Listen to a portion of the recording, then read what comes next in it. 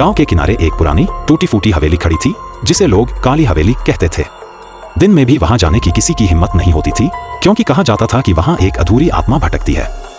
गांव वाले अक्सर कहते थे कि आधी रात को उस हवेली से किसी के रोने की आवाज आती है और कभी कभी दरवाजा अपने आप खुल जाता है। लेकिन रवि, जो शहर से अपने गांव आया था, इन बातों पर बिल्कुल भी विश्वास नहीं करता था। एक दिन उसने गांव वालों की बातों को चुनौती दे दी।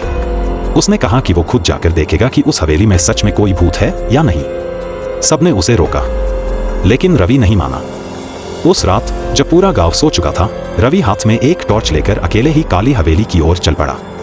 हवेली के पास पहुंचते ही उसे एक अजीब सी ठंडक महसूस हुई, जैसे वहां की हवा भी जिंदा हो। जैसे ही उसने दरवाजे को छूने के लिए हाथ बढ़ाया, दरवाजा खुद ब खुद चरर की आवाज के साथ खुल गया। अंदर घुप अंधेरा था, दीवारों पर जाले लटके हुए थे, फर्श पर धूल जमी थी और हर तरफ एक अजीब सी खामोशी थी। रवि धीरे धीरे अंदर बढ़ने लगा। तभी उसे लगा कि कोई उसके पीछे चल रहा है। उसने तुरंत मुड़कर देखा, लेकिन वहां कोई नहीं था। उसका दिल अब तेजी से धड़कने लगा।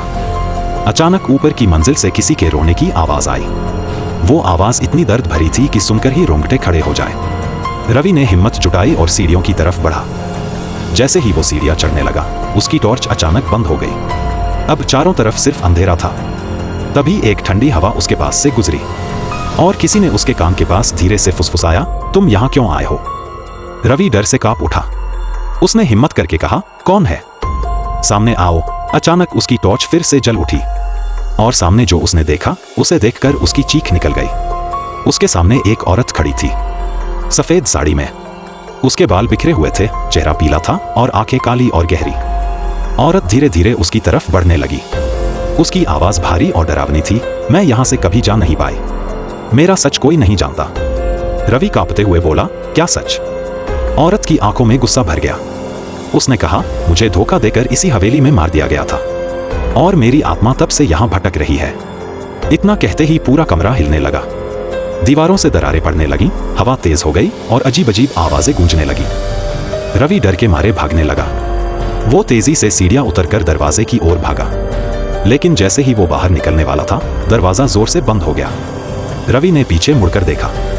वो औरत अब उसके बिल्कुल करीब थी और उसकी आंखें और भी ज्यादा डरावनी हो गई थी। रवि जोर से चीखा और किसी तरह दरवाजा खोलकर बाहर भाग गया। अगली सुबह गांव वालों ने उसे हवेली के बाहर बेहोश पड़ा पाया। जब उसे होश आया तो उसने सबको अपनी आप बीती सुनाई। उस दिन के बाद से रवि ने कभी उस हवेली के पास जाने की हिम्मत नहीं की।